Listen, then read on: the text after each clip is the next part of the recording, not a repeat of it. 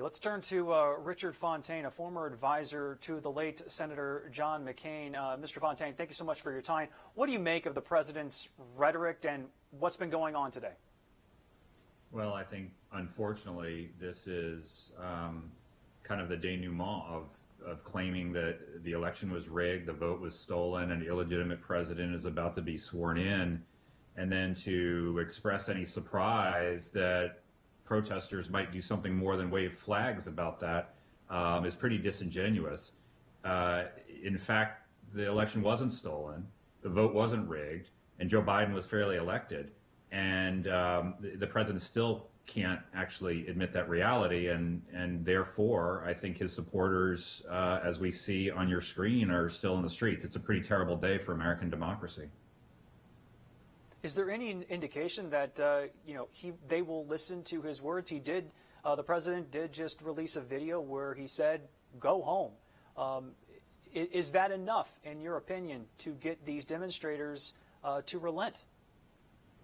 Probably not. I mean, some of them probably will, and I understand that the security folks are going to be clearing the building, and of course night is falling and so forth.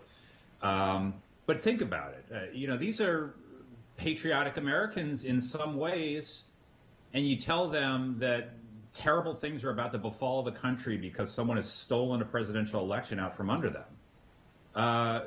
You incite people based on those kinds of false claims, and you make some people so angry that they do terrible things, and that's what we're seeing here. And the president began his statement just a few minutes ago by saying the election was stolen. So it is great to say go home, but the reason why they're there in the first place is because they believe the election was stolen. He just reaffirmed to them that he believes it too. You were a former advisor to the late Senator John McCain, who had his own beefs with President Trump. They represent two very different views of the Republican Party. Do you see those divisions deepening with everything that's happened in the past couple of months? Yeah, I do. I mean, we see those divisions when it comes to the style of politics, when it comes to the respect for institutions and the basic rule of law, certainly with respect to worldview and foreign policy matters, which is what I handled for Senator McCain. And I think we are already starting to see a battle for the soul of the Republican Party that's playing out among Republican senators and aspirants to the presidency in 2024 and others as well. And that's a battle that's just beginning now. Ultimately, it will be decided by the voters, but the divisions will be deeper, far more than they will be shallower for the next couple of years. And just to catch our viewers up to speed, anybody who may just be tuning in now, there has been at least one person shot at the Capitol. Now the Associated Press is reporting at least one explosive device found near the Capitol. We will try to get more details on this. Just truly remarkable, even reporting this. Law enforcement say the device is no longer a threat. There have been reports of protesters breaking into the Capitol building. There were reports of windows being broken, and the Capitol, of course, went on lockdown, and security measures are being taken to make sure lawmakers and everyone in and around this Capitol building are staying safe. So I guess another question for you, sir, is what can be done to lower the temperature in this situation and get things back on track? Well, hopefully we've seen the worst of it at this point, and so time for cooler heads to begin to prevail. I think we're going to see a much more robust security force around key government buildings than we did today. The Capitol was way too easily breached. They clearly hadn't planned on what happened. So I think that will be quite different. The National Guard is being called up and so forth. And then we've got, a number of days between now and Inauguration Day, which are going to be, pretty hairy based on what we've seen today. God willing, once we have a new president in place, our politics begin to settle down. We can't achieve really anything without some bipartisan cooperation, even if the Congress is held by Democrats.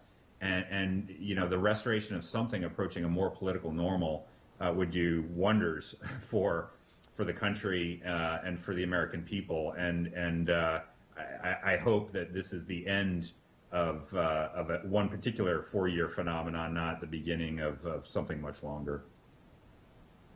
And Richard, you had mentioned the security being pretty much not up to speed of where it should have been for something like today. This was a big event. This was the certification of Joe Biden's victory. We knew protests were going to happen around the Capitol.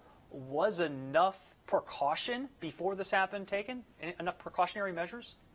Well, clearly not, because the idea that protesters would breach the Capitol, would go for a joyride in the Speaker of the House's chair, and go onto the Senate floor and the Speaker of the House's office, and all these things shows that there's been a manifest failure of security. So clearly, they did not deploy the police force necessary to deal with the crowds. I don't know why that is, if they just anticipated things wouldn't go that way, or this was one of the unimaginable scenarios because it had never happened before. But I spent 7 years of my life working in the U.S. Senate, and on a regular day, it's a pretty sedate, locked down place, and doubly so under coronavirus when people weren't allowed in and so forth.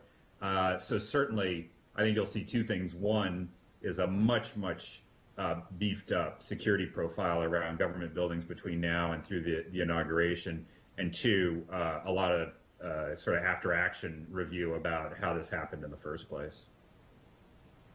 And this unrest that we're seeing is happening, as we've mentioned, during the certification process for Joe Biden's Electoral College victory. Mr. Fontaine, your take on the objections so far. We have seen the objection to the state of Arizona. Some are lobbying accusations of voting irregularities. There's been no evidence to support these accusations. Your take on some Republicans moving to challenge these results? I think it's wrong. The objections, the senators who are objecting are very careful in what they're saying. They're trying to not say what Donald Trump says: the election was stolen, Joe Biden's not really the president, I'm the president. They're not saying that. They're saying, hey, people feel like there are irregularities, and my constituents believe that there's been fraud, and there are allegations of fraud, and I'm just asking questions. But of course, all 50 states, including those states with Republican legislatures, have certified the votes. The courts had the opportunity to view multiple lawsuits. Not a single one has actually changed the outcome of anything. The fact is, there was not, in fact, widespread voter fraud. It was not a rigged election. There's really nothing to object to.